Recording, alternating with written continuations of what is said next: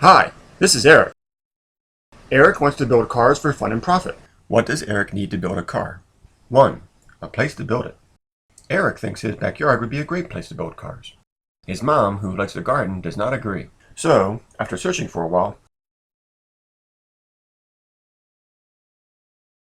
Eric is able to rent his neighbor's yard. 2. Tools. Eric's grandfather left him these special tools for making cars. Eric is lucky because finding tools would take a lot of time.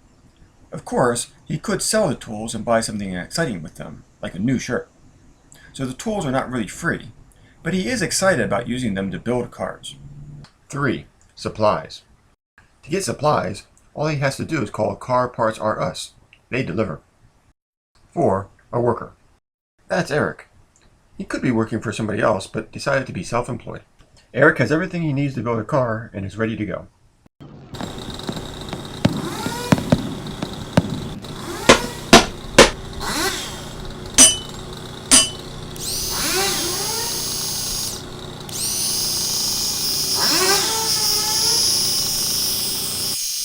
A success. His first customer. His first sale.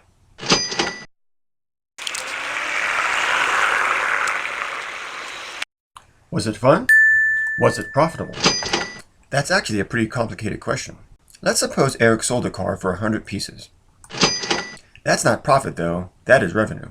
To calculate profit, you also need to know the cost of producing the car. So what are Eric's costs? He needs supplies. Let's say they are 50 pieces per car. We also know that Eric is renting a backyard.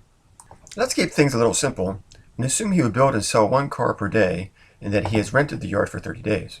If renting the yard for 30 days cost Eric 300 pieces, then that would work out to 10 pieces per car.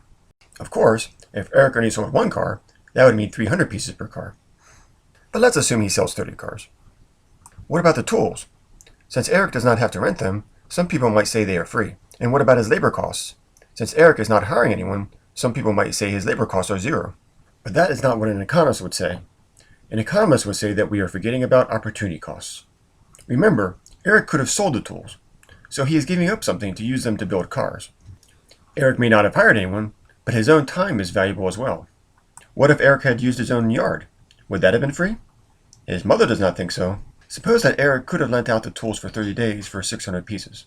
That would represent what he gives up to use them himself for making cars. If we again assume that he makes 30 cars with those tools during that time, then that becomes 600 divided by 30 equals 20 pieces per car. Let's also assume that Eric could have gotten a job working for someone else for 30 days and he would have earned 900 pieces. Eric is very talented. Using the above assumptions, that works out to 900 divided by 30 equals 30 pieces per car. So, is Eric's business profitable? You can figure that out for yourself or watch the next lesson of Legonomics. In this lesson, we learned what profits are and what economists mean by opportunity costs. Next time, we'll look at the difference between accounting profit and economic profit.